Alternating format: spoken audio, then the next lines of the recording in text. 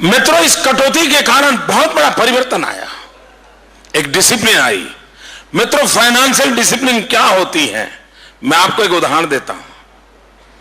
आप कभी by road Gujarat गए होंगे, तो महाराष्ट्र से गुजरात में एंटर होते समय एक आपका चेक पोस्ट होता है ओछार का, और उधर गुजरात की तरफ चेक पोस्ट होता है भिलाड़ का। एक ही रास्ता है। जितने व्हीकल गुजरात के भिलाड़ चेक पोस्ट से गुजरते हैं, उतने ही ओछार के चेक पोस्ट से गुजरते हैं। कोई हवाई जहाज चला तो नहीं जाता है, कोई जाना ही जाना होता है ना। समझ आता है बात क्या बताता हूं जी? उतने ही व्हीकल ओछार से गुजरते हैं, उतने ही व्हीकल भिलाड़ से गुजरते हैं। लेकिन मेरे राज्य में गत 5 वर्ष में महाराष्ट्र से 2,39,52,00,000 रुपया अधिक मेरी इनकम हुई है। वो 1 किलोमीटर दूरी पर ओछार है मित्रों, और इधर भिलाड़ है।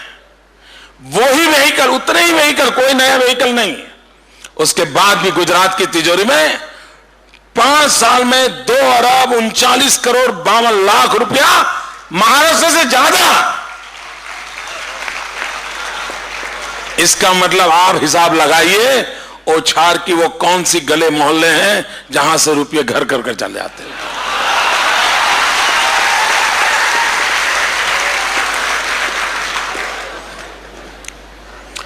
मित्रों, अगर मन तय करके काम करे तो परिवर्तन कैसे आता है, इसका एक नमूना है। मित्रों, मुझे याद है हमारे देश के एक प्रधानमंत्री ने लाल किले से भाषण किया था, और तब मैं मुख्यमंत्री नहीं था।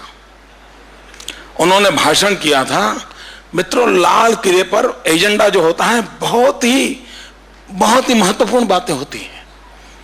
आप कल्पना कर सकते हैं, देश के प्रधानमंत्री को लाल किले पर से कहना पड़ा कि देश के सभी इलेक्ट्रिसिटी कंपनियां गड्ढे में गई हैं, कर्जदार हो गई हैं, टेक्निकली आउटडेटेड हो गई हैं।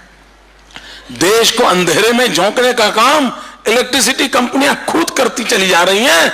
इसको कभी न कभी देश को बचा, ये चिंता लाल किले पर से व्यक्त की गई थी। मित्रों, मुझे याद है जब मैं गुजरात में इस कार्य को मैंने संभाला, मेरे यहां गुजरात इलेक्ट्रिसिटी कंपनी का ईयरली डेफिसिट 2,500 करोड़ रुपीस था।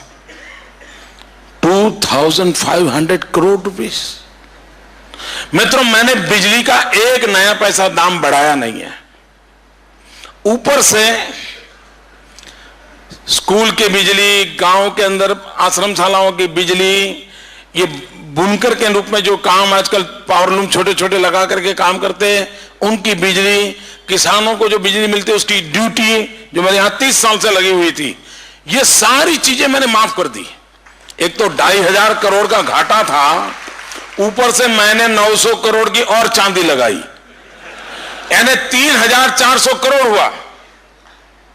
मित्रों, 3,400 करोड़ के घाटे के साथ गुजरात इलेक्ट्रिसिटी कंपनी को चलाया, और आज मैं गौरव से कहता हूं, एक भी रुपया बढ़ाए बिना आज मेरी इलेक्ट्रिसिटी कंपनी 400 करोड़ रुपया प्रॉफिट कर रही है।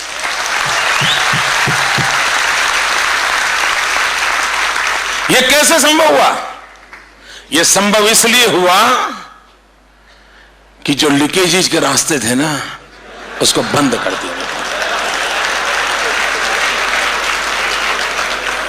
और टेक्नोलॉजी का उपयोग किया। अगर मेरे यहां पहले पावर लोड फैक्टर 65% था, मैं उसको 80% ले जाने का मैंने प्रयास किया। मेरा लाइन लॉस अगर ज्यादा था तो मैंने 15% लाइन लॉस कम किया। मित्रों, यानी एफिशिएंसी बढ़ाई। आप कल्पना कर सकते हैं कि इस देश में परिवर्तन लाया जा सकता है। मित्रों, मेरे यहां में जब गांधीनगर आया, मैं दिल्ली में रहता था, जसवंत सिंह जी के एक साथीदार के रूप में वहां काम करता था, कई वर्षों से गुजरात आया नहीं था। अचानक मुझे गुजरात आने का मेरे जिम में आ गया, और मुझे याद है जब मुझे मुख्यमंत्री का दायित्व मिलना था, तो वो अटल जी प्रधानमंत्री थे, उनका टेलीफोन आया कि भाई कहाँ हो? तो मैंने उनको कहा मैं स्मशान में हूं। तो हंस पड़े, बोले यार तुम स्मशान में हो, मैं तेरे से क्या बात करूं। मैंने कहा नहीं अटल जी आपने फोन किया, कोई काम होगा। उनका अच्छा कितने बजे लौटोगे और स्मशान में क्यों हो। मैंने कहा ये माधवराव जी सिंधिया का जो एक्सीडेंट हो गया है उसमें उनके साथ एक पत्रकार कैमरामैन है गोपाल, उसका भी स्वर्गवास हुआ है, तो मैं उस गोपाल के फ्यूनरल में आया हूं। क्योंकि माधवराव सिंधिया की फ्यूनरल में तो सब जाएंगे, गोपाल में कौन जाएगा। साहब मैं उस गोपाल के फ्यूनरल में था, एक कोई और राजनेता तो ना नहीं, मैं था, वो दो चार उसके बेचारे पत्रकार मित्र थे। तो मैं रात को अटल जी के यहाँ गया और फिर उसके बाद मेरे जिम्मे काम आ गया, अचानक आ गया, मुझे पता तक नहीं था। मैं गुजरात से दूर था, मैं गुजरात की गतिविधियों से भी परिचित नहीं था। ऐसी स्थिति में जब मैं आया तो मैंने दिल्ली से फोन किया मेरी पार्टी को गुजरात में। मैंने कहा भाई ये मुझे बुला तो रहे हो लेकिन मैं जाऊंगा कहां, मेरे पास तो घर नहीं है, रहूंगा कहां। तो उन्होंने कहा आप चिंता मत कीजिए, हम सर्किट हाउस में कमरा बुक करा देते। तो मैंने उनसे कहा देखिए भाई कमरा बुक कराइए, मैं एमएलए कुछ नहीं हूं, पूरा पैसा अगर सरकार लेती है तो कमरा बुक करना, और पूरा चार्ज दे करके मैंने कमरा बुक करवाया। और वही जिंदगी की शुरुआत एक नए मोड़ पे आके खड़ी रही। खैर कुछ दिन वो सर्किट हाउस में कमरे में रहा, बाद में शपथ समारोह हुआ, फिर सरकार ने एक क्वार्टर दे दिया, वहां चला गया रहने के लिए। लेकिन जब मैं वहां सर्किट हाउस में था, अभी शपथ होना बाकी था, जितने लोग मुझे मिलते थे वो कहते थे मोदी जी अब आप आए हो, चुनाव सामने है, ये कैसे चुनाव जीतोगे, एक काम कर दो, बोले कम से कम लोग गांव में शाम को जब खाना खाते हो ना उस समय बिजली मिले इतना कर दो। मित्रों आपको जानकर के आश्चर्य होगा, गुजरात के अंदर उस समय शाम के समय भोजन के लिए बिजली उपलब्ध नहीं थी, अंधेरा रहता था। और लोग मुझे यही कहते साहब इतना कर दो। मित्रों मैं भी गांव से हूं, मैं भी गरीब परिवार से हूं, मुझे मालूम है परीक्षा के दिन होते थे और रात को बिजली चली जाती थी तो कितनी पीड़ा होती थी, उस पीड़ा को मैंने भुगता हुआ था। और मैंने तय किया कि मैं कुछ करूंगा। खैर मैं उस पर सोचने लगा। 2000 वो पहले जो साल थी उसमें तो कुछ कर नहीं पाया, लेकिन मैं जब चुन करके दोबारा आया तो मैंने अफसरों को बुलाया कि मैंने कहा भाई 24 घंटे बिजली देनी है। वो बड़ा इंटरेस्टिंग कॉरेस्पॉन्डेंस है, मेरी फाइलें देखने जैसी है। मेरी पूरी सरकार ने मना कर दिया, गुजरात में बिजली है नहीं, संभव ही नहीं है, 24 घंटे गांव में बिजली देना संभव नहीं है। रिटर्न 6 महीने तक फाइल इधर उधर चलती रही, मुख्यमंत्री चिखता रहा, अरे भाई कुछ करो। आखिरकार मैंने फैसला किया मैं करूंगा। टेक्निकल सॉल्यूशन भगवान ने मुझे सुझाया और 1000 दिन के अंदर, मित्रों 1000 दिन के अंदर गुजरात में ज्योतिग्राम योजना के तहत 24 घंटे 3 फेज अनइंटरप्टेड पावर आज उपलब्ध है।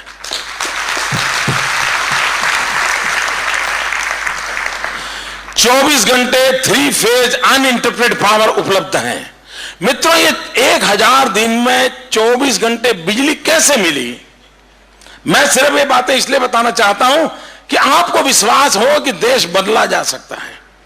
वही मुलाजिम, वही इलेक्ट्रिसिटी कंपनियां, वही फाइल, वही दफ्तर, वही तरीके, सब कुछ वही। और मित्रों ऐसा नहीं है कि बिजली जाने वाली स्विच ऑफ कर दी थी, अब मोदी ने कह दिया तो ऑन कर दी और बिजली चल दी, ऐसा नहीं मित्रों। इस ज्योतिग्राम योजना करने के लिए 1000 दिन में 23 लाख खंभे नए डाले गए। Can you imagine?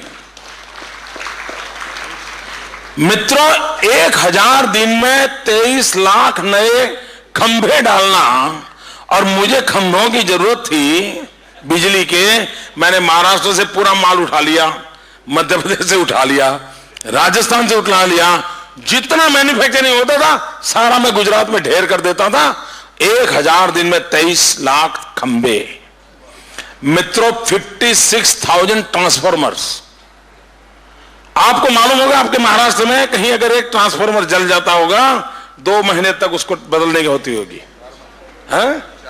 4 महीने तक वो उसको उतार करके रिपेयर करके लगाते नहीं होंगे मित्रों। मेरे यहां भी एक ट्रांसफार्मर अगर जल जाता था, किसान रोता था। वो इलेक्ट्रिसिटी कंपनी में जाके आरती उतारता था, प्रसाद भी चढ़ा देता था, लेकिन 45 दिन तक ट्रांसफार्मर चेंज नहीं होता था, उसकी फसल खत्म हो जाती थी, उसके सपने चूर चूर हो जाते थे, परिस्थिति पलटती नहीं थी मित्रों। ऐसी व्यवस्था के भीतर भी 1000 दिन में 56,000 नए ट्रांसफार्मर, आप हिसाब देखिए मित्रों, और 1000 दिन में 75,000 किलोमीटर केबल। अब अंदाज कीजिए मित्रों, वही मुलाजिम, कोई एक्स्ट्रा नहीं, यही लोगों ने इतना काम किया। क्या विश्वास है कि नहीं आपको कि यह देश बदला जा सकता है?